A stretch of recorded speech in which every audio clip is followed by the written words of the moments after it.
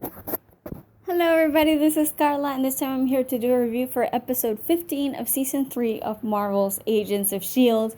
This episode is titled Spacetime, and I have to say, it was really awesome. Really great. I think it's the best we've had from S.H.I.E.L.D. so far since the beginning of the second half of the season. The first thing I noticed when I started watching the episode, and it's really the thing that stuck with me the most, is that the cinematography of this episode was incredible. Okay, the way the lighting, the shots that they chose, the way they filmed the action scenes, it was very noticeably different from the usual way this show is shot. And it made it seem very cinematic and almost like a little bit artistic in a way. And I really liked it. I noticed it straight away from the scene when Daisy first touches Charles. The way they just pull up, the camera pulls up and everything goes into slow motion, and the way they did the visions, I thought it looked amazing. It made me feel all that more exciting because it felt like I was watching an actual movie. I mean, on top of the fact that the special effects were actually pretty decent for a TV show. They put the budget where it's supposed to be with this one.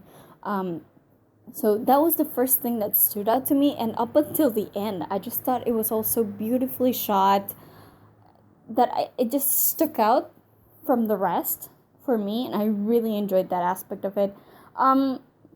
The recurring theme of this whole thing about the future being inevitable and it being written already, and you can't change it. It's going to happen no matter what you do, even no matter which decisions you take. I thought that was very interesting because usually these kinds of shows are sort of like trying to push you into thinking that, you can change your future if you try hard enough, and nothing is written in stone and stuff like that. And it was interesting to see that in this one, they basically just told us that no, the future is written, you can't change it, and that's that. You know what I mean? And Fitz gave a very scientific explanation about it. Although I have to admit, I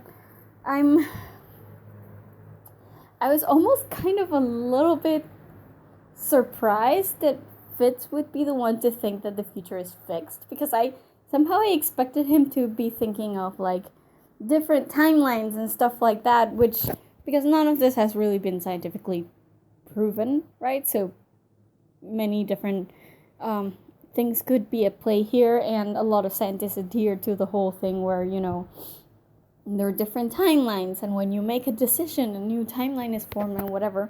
While some others think that, yes, time is a fixed thing, you can't go back, you can't go forward, you can't change things. At least not in any way that we know yet. That we've been able to do yet.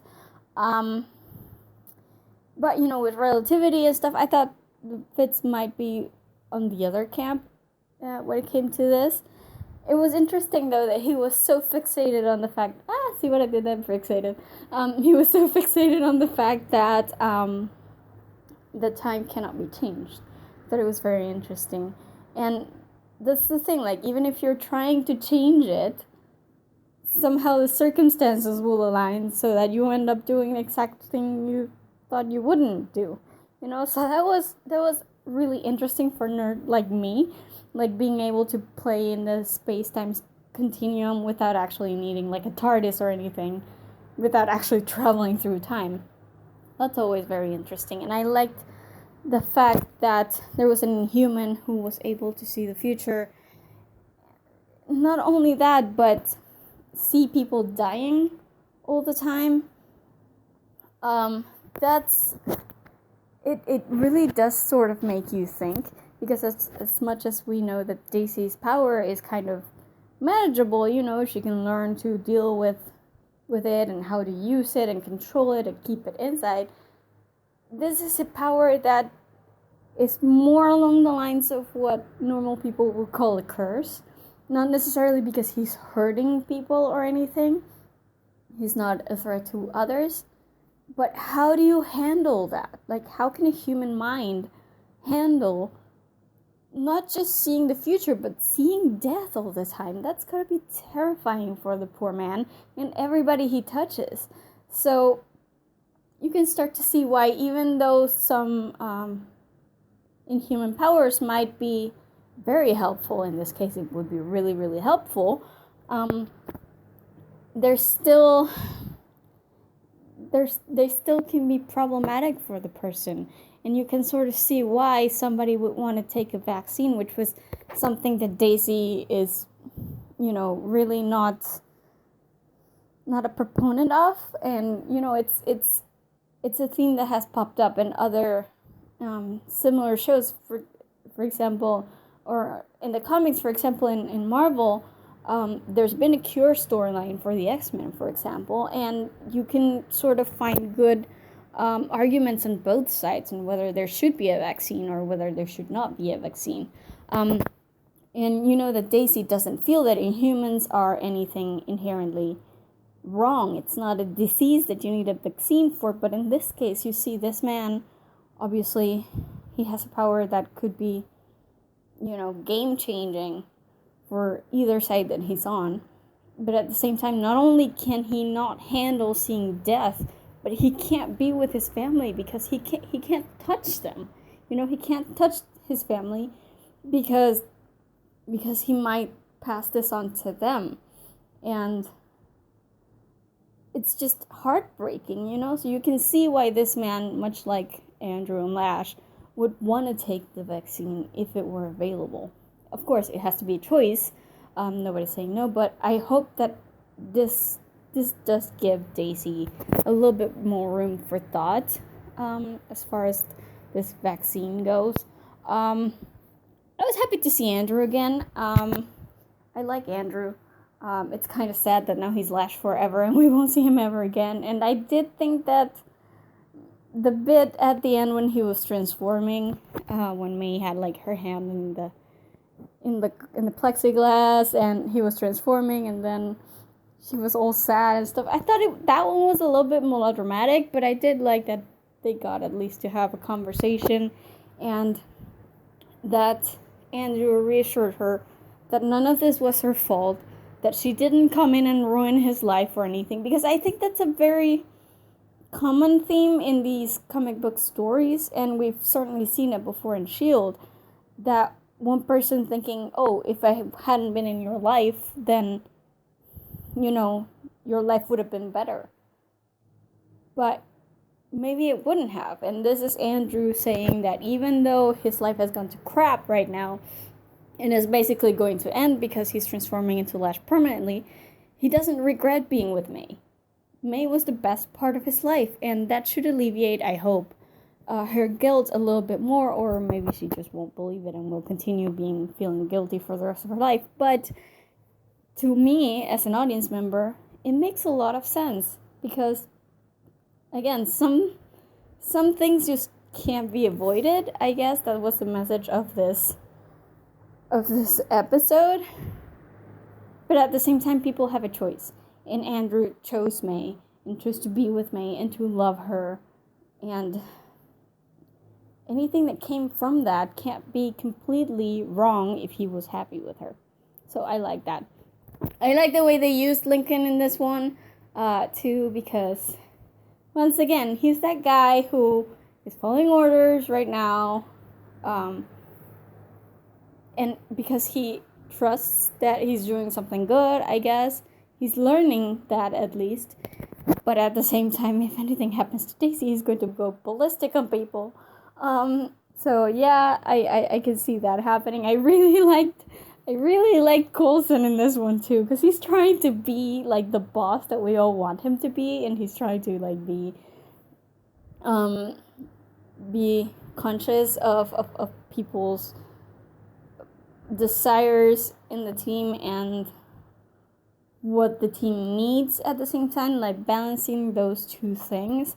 I love the report he had with Lincoln this the one about the Terminator thing. Lincoln's like, I've never seen the original Terminator, and Coulson's like, you're off the team. That's the type of nerd that he is, and that we all love. it made me so happy. I mean, it made me laugh, but it made me so happy to see that side of Coulson again, because we've missed the little, nerd type Coulson who was like all giddy about meeting Captain America and stuff like that. I missed that Coulson. He's gone very dark lately. And also, the whole thing with, the day just keeps getting weirder and weirder, and just when he says, yeah, there's no way it can get any weirder, boom, there's Ward. I admit, I let out a gasp. Such a huge gasp, really, because I know, I was expecting them to figure out the Ward was there at some point in the season. But just seeing their faces when they saw that footage and, Ward turning around and seeing his face for like half a second.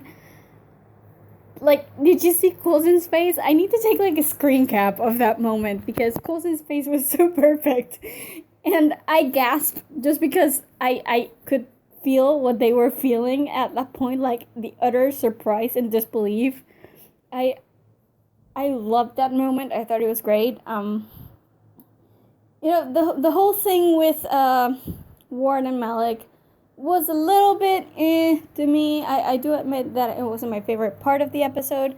I do like Hive Ward. I think he's interesting. I think he's subtly different from who Ward himself used to be. So I like that, and I give mad props to Brett Dalton for finding a subtle way to play those differences. I thought it was cool. I like the way he was introduced with like the trench coat and billowing as he walked. It was cheesy, but it was funny, and I really liked it. And I like the way that he's kind of trying to teach Malik stuff, which I think is interesting, because here you have the head of Hydra, who supposedly is one of the smartest people on the planet, as well as the cruelest, and here you have this person or being teaching him stuff that he just never knew. I don't know what the point is with teaching Malik about power and using this exoskeleton thing to give him more power. I didn't care. I thought for a long time as the episode rolled in that maybe it would be Malik dying, and that's what Daisy saw on the rooftop, maybe. But it turned out that he didn't die, so I don't really see the point. I guess it's just Hive trying to steal Malik's people away from him or something. I'm sure he will die at some point. I don't think he's going to be alive for much longer. But it's interesting, though, that they didn't go that way. I was so sure that at the end it would turn out to be that Ward had seen Malik dying, and that's how he knew that he had to be in that building. It wasn't like that. I guess they're going after something else that is in the exoskeleton, and they just needed to give Malik something to get him out of the way momentarily. I guess we'll see. But I wish they could have pulled that whole thing about Malik dying in this episode. I thought it would have been really interesting, but they didn't. And then there was Fitzsimmons, and oh my god, you guys, I'm very easy to please, okay? When it comes to my ships, them just looking at each other or standing next to each other, and I'm squealing like a banshee. In this moment, I loved, it was so sweet. I already knew since the thing caught on fire that it wasn't going to be snow. I knew it's going to be soot or whatever. But I thought it was so sweet the way they just played it out. Just going, oh, I think we're supposed to hold hands now. And then Gemma, who had been fighting all along through the episode, just going about how there's no way anything was inevitable. And then at the end, saying, well, I guess some things are inevitable, while she was holding Fitz's hand. And that made the shipper in me, like, do a somersault, like, you have no idea. I squealed. I mean, it was simple, it was sweet. It wasn't like they were madly, passionately kissing or anything. It was a really sweet, chaste, down low moment.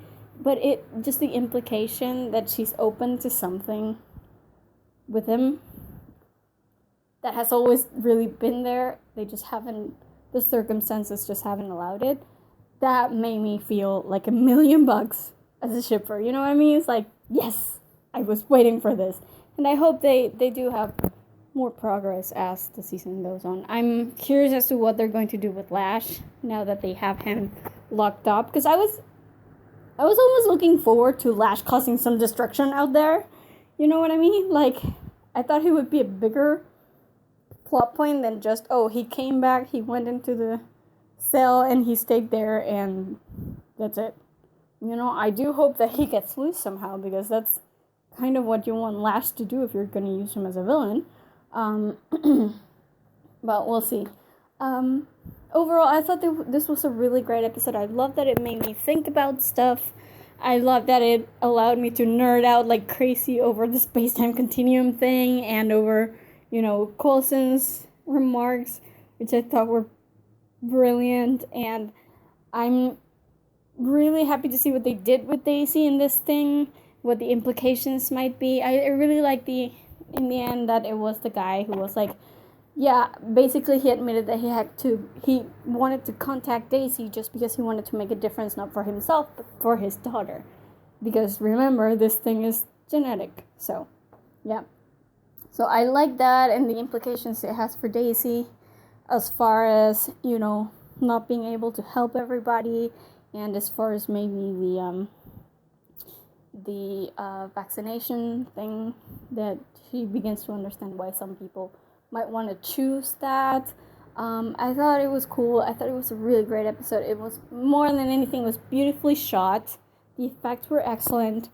The camera work was fantastic, and it looked so cinematic that I can't help but just love it. I really enjoyed this episode. I hope they can have more episodes like these where the Inhuman of the day isn't just some random Inhuman that they have to go and capture, but actually somebody who makes them think and who makes them deal with their own, you know, ethical debates, internal ethical debates that they're struggling with still.